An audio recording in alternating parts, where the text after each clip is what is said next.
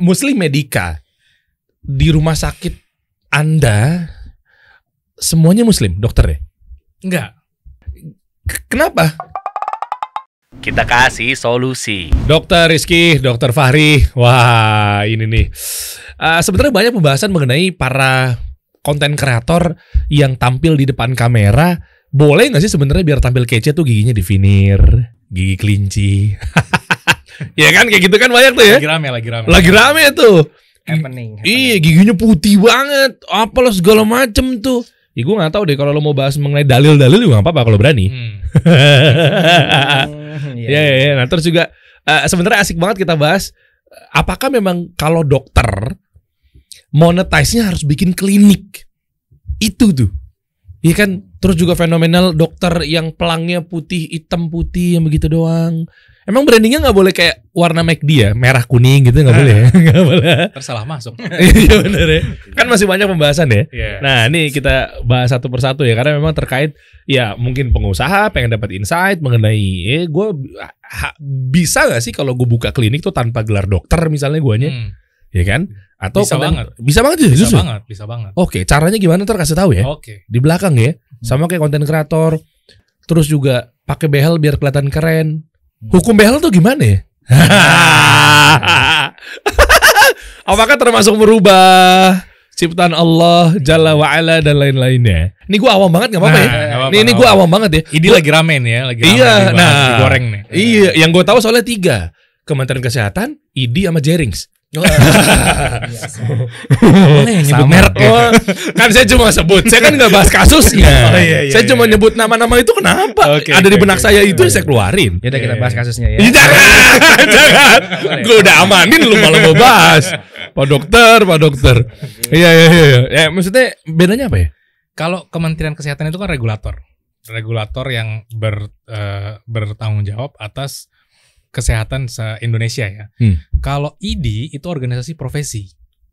Organisasi profesi yang menaungi dokter-dokter di Indonesia.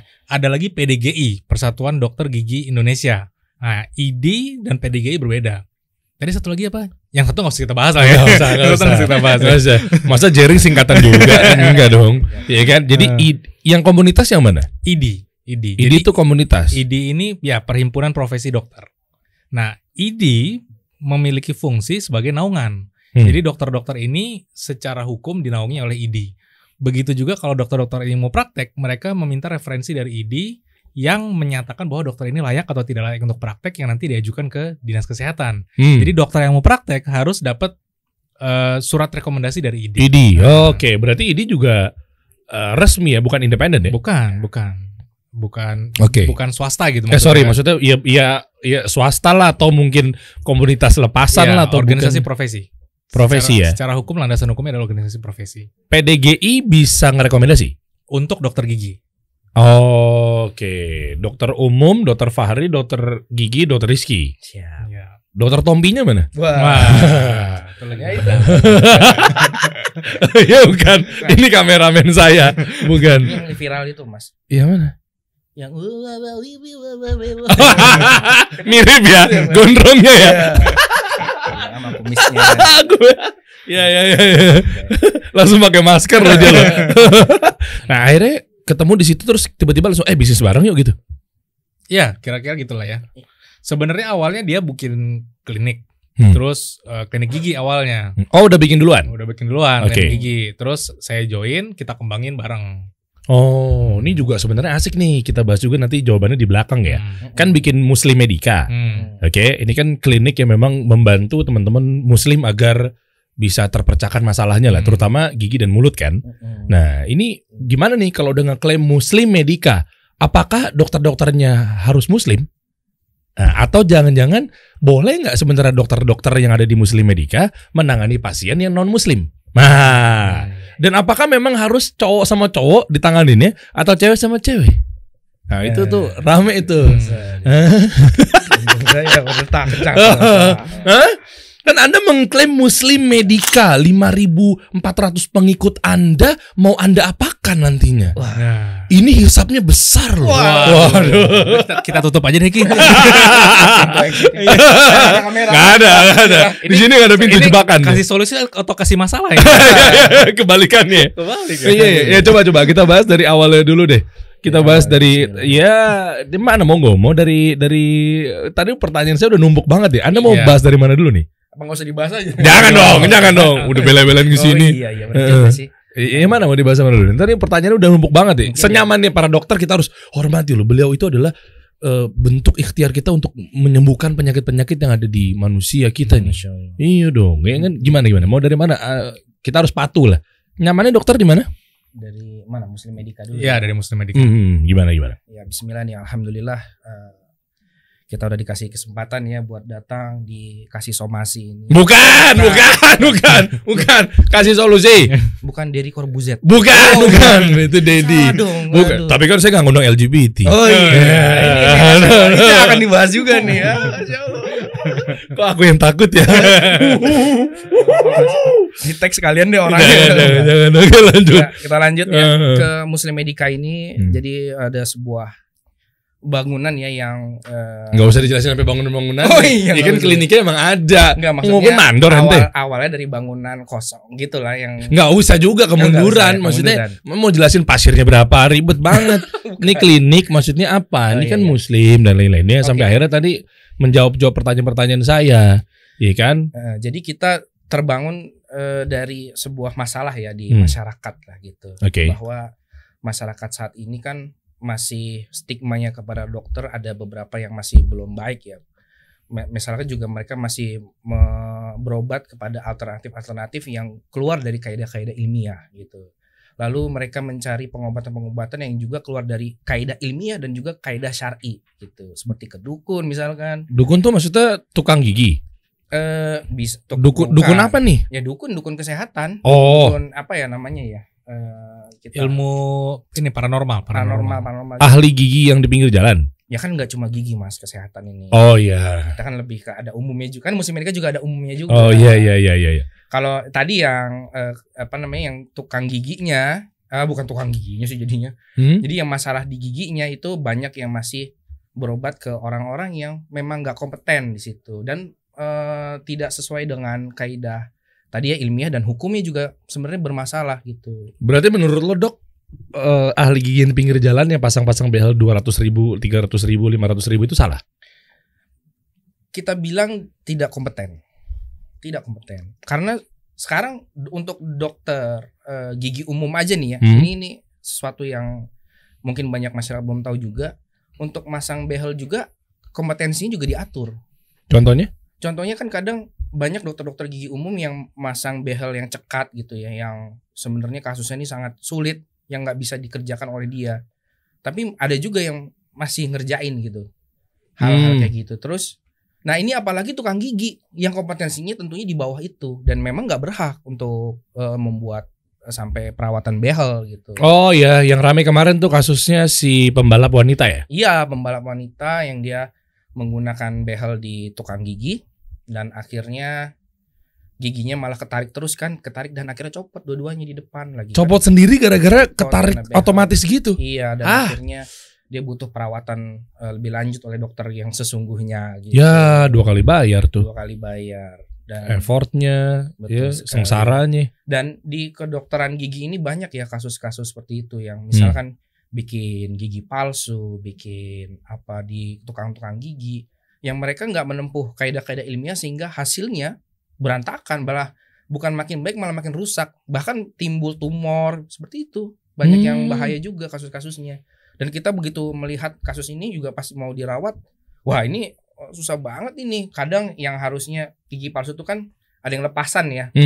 Ini dia bikin lepasan tapi permanen, coba gimana? Masa bikin lepasan tapi permanen, itu aja udah nggak konsisten. Lepasan tapi permanen. Dia bahannya bahan lepasan, dipakai terus dibaut gitu. Ada aja kayak begitu. Dibaut. Kayak dibaut gitu lah. Ini gimana bukanya kita dokter kan juga bingung. Serius? Iya kayak gitu-gitu. Itu gigi apa Tamiya? Iya kan? Kok dibaut sih? Ya pokoknya mungkin bahasanya bukan dibaut, tepatnya implan. Seperti dibaut gitu, seperti dibaut. Kayak ditempelin sesuatu gitulah. Teman-teman banyak yang mengeluhkan. Bahkan bisa nanti dilihat juga ada Instagramnya sendiri, Kortugi namanya, korban tukang gigi. Waduh, coba buka, bisa dibuka kan? Bisa. Bisa dibuka kan? Coba kita Tapi lihat. Itu nih. bukan punya saya guys. Iya. Tapi punya Dr. Fahri kan? Memang kita supply and demand. Oh ya, saling Saling melengkapi. Saya menyediakan supply-nya. Oh gitu. Nah Itu tuh. Oh centang biru guys. Centang biru. Kalah akun gue. Jadi ini maksudnya nih si para korban-korban bersatu dalam komunitas ini. Bukan. Ini ada. Nah itu masnya tuh. Mas yang punyanya. Mirip. Anda ya ternyata. Udah suhu nih. Nggak, apa nih ini maksudnya kenapa dia nih? Ini si yang punya akun yang gondrong nih. Iya, yang punya akun. Dia apa akun ini ngebahas apa sih? Tentang korban-korban tukang gigi. Jadi banyak yang ke dokter gigi tapi ke tukang gigi malah tambah parah. Ini jadi kayak gini nih. Iya. Ini apaan sih ya Allah? Kenapa itu? Subhanallah. Itu sampai copot tuh giginya kalau kita lihat tuh akarnya udah ini. Itu bikin gigi palsu yang tadi saya cerita. Oh, ini gigi palsu tapi malah naik. Jadi dalam membuat gigi palsu juga kita ada kaidah-kaidahnya juga. Kita lihat kesehatan keseluruhan dari giginya itu semua dinilai itu secara benar-benar ya, nggak cuma pasang gigi palsu doang. Oke, nah ini gue mau nanya agak dikit ranah hukum ya. Hukum gigi palsu gimana? Udah nanya Ustadz belum? Oh, gigi palsu secara hukum syariah ya? Iya. Gigi palsu dibolehkan ya. Sebenarnya fatwa-fatwanya bisa dilihat ada di Rumah Syokh juga, anak pernah lihat lalu fatwa-fatwa dari syekh ulama-ulama kibar juga bahas juga tentang gigi palsu kan ada macam-macam ya, ada yang lepasan, ada yang permanen. Yang permanen tuh kayak ada implan. Nah, itu semuanya dibolehkan memang dibolehkan. Mau itu permanen atau temporary gitu boleh? Boleh. Apa alasannya? Maksudnya alasannya? Maksudnya memang maslahat kah ada di situ atau? Iya, karena kan kita mengembalikan rehabilitasi ya, mengembalikan ke keadaan semula yang normalnya manusia gitu. Jadi ketika gigi kita copot gitu, hilang gitu kan, itu kita perbaiki dengan membuat gigi seperti gigi yang hilang tadi itu penggantinya gitu, dikembalikan kepada posisi awalnya. Gitu. Makanya harus benar-benar. Nah, ini Allah ini telah menciptakan manusia memang luar biasa dengan perhitungannya yang luar biasa gitu. Kita ngelihat gigi satu ini copot itu akan bermasalah semua gigi. Masa? Iya. Jadi karena nanti ada gigi yang lainnya gerak. Kalau misalnya gigi bawah yang copot, gigi atasnya nanti ke bawah kayak gitu. Oh, jadi ada pergerakan-pergerakan tertentunya. Makanya perhitungan untuk buat gigi palsu juga nggak gampang Mas, sulit. Oh, jadi malah lebih banyak mudorotnya ketimbang maslahatnya. Iya, kalau misalkan gigi itu hilang gitu ya, gigi itu hilang dan kita tidak gantikan dengan gigi palsu gitu, tidak dibuat gigi penggantinya, nanti keadaan gigi yang lainnya akan rusak gitu. Jadi dan bisa membangun nanti kan rahang kita ngunyah nih semua ada 32 gigi nih. Nah, kalau misalnya ada satu hilang nanti bahasa awamnya itu apa namanya? Keseimbangan gigitannya jadi berubah, dan jadi tidak baik dan akhirnya pengaruhnya nanti ke rahang kita. Ini rahang kita nanti jadi sakit dan lain-lain. Nah, akhirnya nanti mengganggu semua gigi. Oke. Kalau cabut gigi itu hubungan dengan mata buta tuh gimana? Cabut gigi dengan mata buta itu mitos ya. Justru yang dikhawatirkan, misalkan cabut gigi itu tuh ada indikasinya tuh. Indikasi cabut gigi biasanya karena gigi itu udah berlubang, udah rusak dan tidak bisa ditambal lagi dan tidak bisa dipertahankan sehingga harus dicabut. Berarti itu memang bisa infeksi gitu kalau kita dibiarkan. Nah, kalau nggak dicabut dan terjadi infeksi, nah itu infeksinya itu malah memperparah kondisi kesehatan kita secara menyeluruh, bahkan bisa sampai sakit jantung, bisa sampai sakit-sakit yang lain. Hubungannya apa sih kok gigi jadi jantung? Dari bakteri-bakteri di gigi ternyata ditemukan memang ada identik ya dengan bakteri-bakteri di jantung, dan itu ada penelitian-penelitiannya. Nanti buat orang awam gampangnya kita bisa ngeliat Google aja ya, dokter sakit gigi bisa menyebabkan sakit jantung gitu. Itu nggak hoax tuh, benar ada? Nggak hoax, itu benar. Oke. Itu namanya kita teorinya vokal infeksi. Jadi di mana ketika ada suatu infeksi ya di dalam tubuh kita yang kecil, itu bisa menyebar infeksinya. lewat lewat aliran darah dan lain-lain. Makanya justru kalau tadi pertanyaannya bisa buat mata buta nggak kalau cabut gigi? Justru kita seremnya kalau nggak dicabut-cabut tuh gigi, infeksinya kemana-mana, nanti ke mata gitu. Oh gitu poinnya. Nah ini nih mitos-mitos tuh kadang suka begitu sih, ngecoh. Iya kan? Jadi kalau justru kita biarkan mungkin dia membusuk atau radang infeksi atau macam-macam ya, akhirnya malah jadinya malah menyebar, jadi bisa bikin buta. Lebih baik kalau memang dokter sudah mengatakan harus dicabut. Tapi sementara pasien dengan dalilnya dia ya kamu kalau cabut terus jadinya buta mata gue. Justru insya Allah dokter lebih tahu ya. Iya. Oh oke. Kalau behel gimana behel? Nah kalau hukum behel boleh nggak sih? Behel tuh begini sebenarnya prinsipnya ya.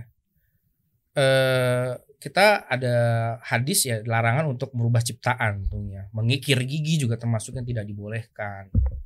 Ada hadis-hadis yang pokoknya kalau sekedar untuk merubah ciptaan biar lebih cantik itu tidak boleh.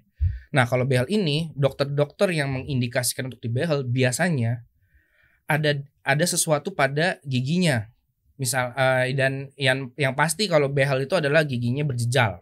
Ya, jejal itu apa? Itu apa namanya, berantakan. Oke. Jadi gini, kalau gigi kita berantakan itu bisa menyebabkan satu, makanan jadi gampang nyangkut mas di gigi. Iya. Yeah. Kalau berantakan gitu kan. Ngerasain nggak dulu? Iya. Kan? Iya betul. Saya pakai behel sih. Dulu, ya. Tapi waktu dulu kan, makanya ini nanya dulu kalau memang ternyata boleh saya mau pakai behel lagi. Nggak ada, ngapain.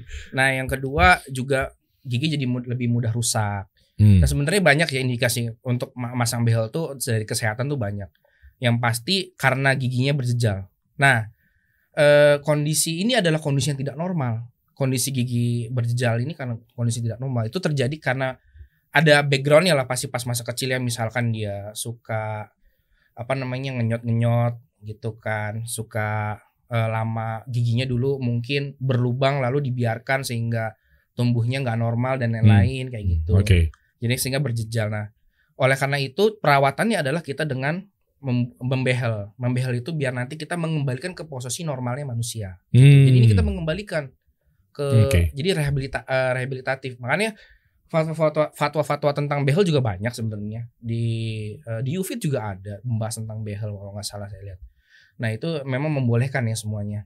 Nah kalau dalam kasus dia tidak ada indikasi misalnya giginya udah rapih gitu kan, tapi pengen cuma gaya-gayaan doang. Nah ini kenapa? Nggak boleh. Nggak bolehnya ada dua hal ya. Secara agama nggak boleh karena tadi dia mau merubah ciptaan, orang udah bagus ngapain? Apa masuknya ke mana? Tabarruj bukan? Kalau tabarruj berarti kan kalau dia untuk memang kecantikan ya tadi buat pamerin pernak-perniknya itu bisa juga. Nah dan yang kedua secara kaidah medisnya juga nggak tepat karena namanya behel tuh pasti kan misal dia gue cuma mau gaya-gayaan doang nih. Dia kan konten kreator yang pamer iPhone lo apa? Gue pakai iPhone nih. Minggir lo Android kan ada tuh yang alay-alay begitu tuh. Tuh rata-rata karena apa mamerin kalau dia pakai behel. Mungkin dia bikin di mana kita nggak tahu kan. Iya. Itu tuh gimana tuh kalau gaya-gayaan doang? Ya nggak boleh. Nggak boleh tetap ya. Boleh. Dan juga kalau misalkan dia masang behel tuh kan dia gerakin gerakin giginya. Nanti malah terjadi sesuatu sama kondisi medisnya malah nggak sehat. Wah, oke. Ini menarik ya karena kenapa gue ngundang Dokter Rizky, Dokter Fahri ini karena kita nih Muslim ya, audiens kita juga Muslim yang nonton, masya Allah gitu kan, bahwa dengan menjaga kesehatan gigi dan mulut, kebersihan itu kan bagian dari memang cermin seorang Muslim. Nah itu tuh penting. Jadi nggak cuma sekedar pakai buat gaya-gayaan doang, putih-putihin gigi doang. Nah dengan alhasil dia pakai veneer, ya macam-macam tuh, gigi kelinci kan banyak artis-artis tuh pakai tuh, ya kan. Nah nyiasatannya gimana untuk bersihin gigi? Apakah memang harus veneer untuk kinclongin? Veneer ini sebenarnya dia kita mungkin ada masyarakat yang belum tahu tentang veneer ya. Veneer ini kan veneer sama bleaching beda ya? Beda, veneer sama bleaching beda. Kalau veneer itu dia giginya sebenarnya ada bisa dua hal. Giginya ada indikasi medis, maksudnya rusak atau bolong, atau memang nggak ada, mau buat kecantikan doang nih. Kalau indikasi medis itu diperbolehkan. Apaan nih indikasi medis? Patah giginya misalkan. Kok hubungan sama veneer? Iya, kalau patah giginya di sini kan misalnya patah cetrak gitu. Warnanya beda ya? Warnanya juga misalnya berubah. Kalau veneer itu kan dia melapisi nih, jadi gigi diasah dulu, jadi kecil, terus kita kasih crown gitu, cerak. paham ya? Oke. Atau butuh gambar mungkin? Enggak, lama lagi. Atau mau saya lukis? Enggak usah lama lagi. Oh, iya. Ini gigi dibungkus pakai crown. Jaket gitu ya. Jadi jaketnya tentunya warnanya akan disesuaikan dengan gigi sebelahnya jadi sama gitu. Oke. Dan tentunya enggak lebih putih tapi sama ya.